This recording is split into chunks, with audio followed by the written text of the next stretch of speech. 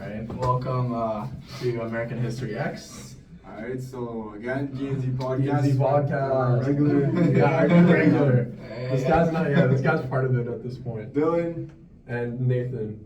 And Benjamin, yes. So, as Benny said before, we're going to be reviewing American History X today. And to start things off, Benny's actually going to give the summary for it. Yeah, he can do will be. American History X, movie about neo-Nazis. Main character is Derek, who is a troubled young man, and he got sent to jail for murdering two colored people, and then in jail he realized some of his views weren't as he believed, and once he came out, he tried to make amends and protect his brother from falling down the same path he did.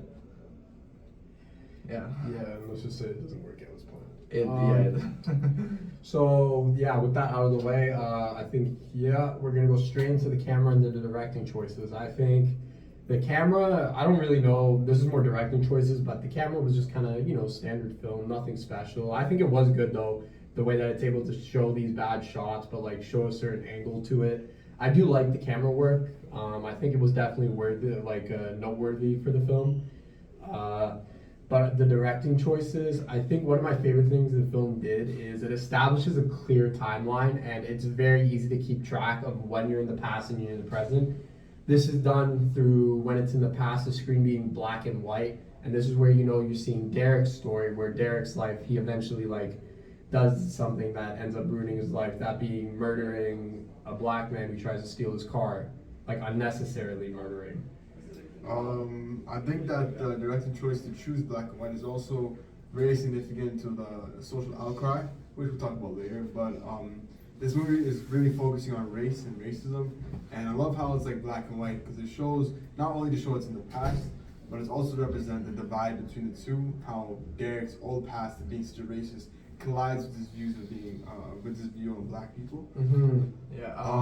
Yeah, I was just gonna add on to I usually don't really like black and white movies, but in this one it actually played really well, and it was really easy to follow on, and it still kept you entertained throughout the whole movie. Mm-hmm. Yeah. There was one scene. I'll move on to the acting, and this Okay. acting kind of blends on with the camera work. That's why I'm going to combine the two. Okay. There was one scene that I think that was the most infamous scene in American History X, which is obviously the curb stomping scene. Yeah. And that whole thing. And obviously the incident of the curb stomping happens, but one thing that I will always remember in the movie is that scene where the police show up and Derek, surrenders himself, and he turns around with the look, with his hand, Big smile. with Big the smirk, with the yeah. most Huge smile. with the most evil look in his eye. It looks like the devil possesses him.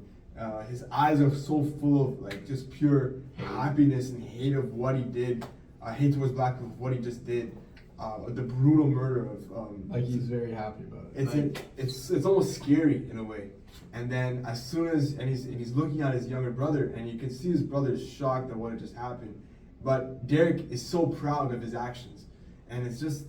And then after that few moments of just pure hatred in his eyes, and with the hatred in his eyes, but he's happy, he's so proud of his act. And as soon as the cop's hands touch him, that smile on his face, that terrible smile on his face, just goes into a huge angry frown, and in reality. Wasn't he still kind of grinning a little when he was doing Yeah, he was. the handcuffs? Yeah. But you can still see reality hits him.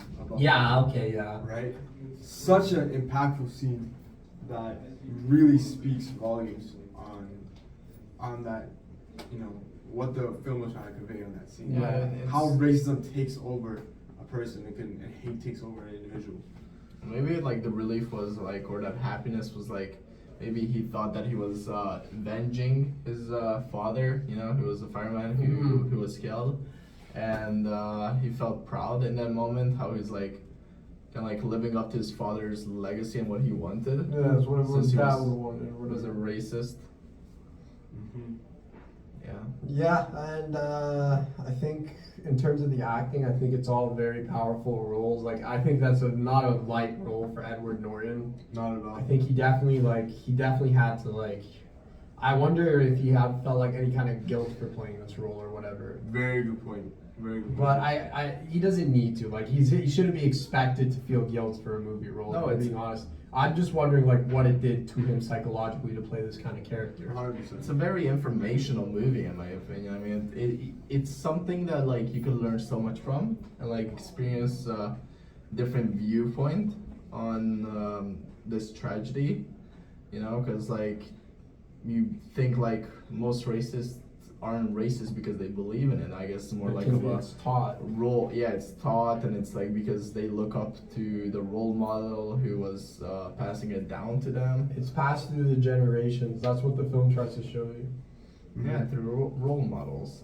So I think we're gonna go into the atmosphere now, and I think the atmosphere is like a big portion of the film. I think the atmosphere that the film displays itself in, how the atmosphere changes because of the actions of the main character, and how his atmosphere just worsens as the film like continues. And eventually, because of his actions, they end up living in a little ran down like housing unit. And yeah, it's yeah. There's not a whole lot to say about the atmosphere in this film. That's not really the point of it. So if you guys want to touch on anything, Just like I found it interesting how like Derek is this great role model to all these. that's not Young- really atmosphere. No. Hold on. So like he's this great role model to all these Nazis, these young Nazis, and then as soon as he gets out and he says something else that doesn't really help it, like the whole atmosphere towards him, I mean, like changes. Right. As in like his girlfriend immediately hates him, and then all the Nazis, like regardless of his reputation, just call him slurs. All right, and I know Dylan was waiting on this one, so we're gonna go straight into the social outcry. So Dylan, I think you'd want to start us off. It's very clear that this film really touches upon how racism and hate can divide us and the impacts that it can have on an individual. Because there are consequences. It's like it plays into the social crowd. There are consequences to your actions. You know, Derek is such an outspoken figure for his cult, almost about racism, and he inspired, you know, grocery store attacks and Yeah. killed these two black men, right? And he was such a figure of hate, and that hate ended up destroying his life. It sent him to prison, and then after he got sent to prison, because of his action of killing the two black men, it got his own brother killed. So it just shows you how hate can destroy a person and destroy a person's life, and not just your life, but other people that surrounding you as well. I'd like to mention or like kind of build on what you were saying. I think one thing the film shows you is that hate is a circle that just keeps going around and around, because we see this where, Derek, so, you know, Derek's convinced on hating people of color because he believes his dad was killed by one. I don't remember the details of the film, but he believes his dad was killed by one, so he then starts to hate them. He kills one himself, but then in prison he's like, oh, it's fine. But then the cycle's restarted when the brother of the man he killed kills his own brother. So who even knows what happens after that? I don't believe Derek like goes back into his racist sort of spiral thing, but I think he realizes that this is what he gets for what he did.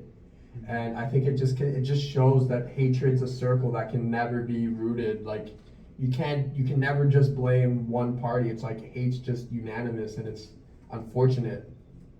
Yeah, that's why even that last message in the movie was really powerful and a great way to end the movie. How life is too short to hate all the time. Was Yeah, it was life's something too similar? short to Yeah. hate, yeah. Yeah, and I also feel like that final scene with Danny and the black kid was like a reflection for Very each other. shocking. Right? Like they were like reflection, like they were both young, they're both probably influenced by older members and older people that they looked up to. But and Danny could have become that that think- kid that was shooting. I think Danny's supposed to display what Derek should have been. Like, he spent his whole life hating. He spent, where he says life doesn't last too long, so he shouldn't spend it hating. Yeah. He spent his entire life hating. And once he tried to turn over a new kind of life, he's punished for the sins of his brother. And it possibly just shows like I think it might show like the result that Derek should have gotten, except there's like suffering. I'm not too sure, but that's what I believe. It's a very impactful quote. Hate is baggage, and life Yeah. is too short to be, to waste it on hating people. And that's it's so perfectly encapsulated in the film. Derek wastes so much of his life dedicating himself to this movement, and once he comes out of prison, after he goes through that big reform in prison, he realizes what a waste of time and how stupid of Yeah, like why did I even believe this? Exactly. And then by that time, it's simply too late. His consequences are already on his way, right? And those consequences are paid in the form of his brother. So it's just such a perfect movie to show you that your actions do have consequences, and that hate. It showed how hate is still allowed in America, and B, it shows how useless and pointless this hate can be. Yeah, the cycle It will also always shows continue. it also shows how hate transforms, like how it still survives Right. even to this day. And yeah, I think it also shows what happens when, like, I guess when you try to escape these lives, like you have to commit so much to become one of these like skinheads or like something like that. It's like when you try to get away with it, you can never truly escape it. Well said, guys. So, let's move on lastly to our thoughts on the movie and reviews. Then you want to start? Out of 5, I would give it like a 4.8. It was a really, really good movie. I think it was one of the best movies we've seen so far in Really? class, especially since I haven't seen I it would say before. That's fair. I think in terms of what we've seen, I think in terms of what we reviewed, I can't say I liked it more than the films we actually reviewed, but I do rate impact that the film had, and I think this film had a huge impact. And on that note, I think I'm gonna give it 4.1 or 2. That's nothing wrong. That's a perfectly good grade. It's just I feel that I just can't. It's good. It's just very rough. It's a very rough film. You have to be in the right headspace to watch it. You need to- There's a lot of like background check. You gotta like. There's a lot you have to look up to like fully understand what the film's trying to tell and all that stuff. It isn't a late night date movie. Also, certain people trying to lecture us about why the film is bad has kind of ruined it for me. No call outs, right, guys? For me personally, I would say that I agree with Usman. It is a brutal film to watch, especially some particular scenes that I have to turn away from not to watch it because it's just so, it's so disgusting and revolting to watch. It's so hard to watch. Like, I don't think I've ever seen a film where I've seen someone get raped and it almost feels like it's warranted because of the results that it achieves. And that's so insane when you think about it, right? I was drunk and everything else. But that's what you say. I mean, that's what you think, right? It's such a tough film. The way it plays with your mind, yeah. Exactly, and it sticks with you. This film sticks with you. But I would say, given all that, I would rate it a 4.5 out of 5. That's my personal view on it. Yeah. Right? Yeah. All right. That's a wrap.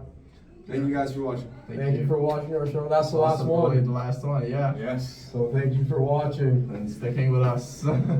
Yeah, and our mid-year pickup.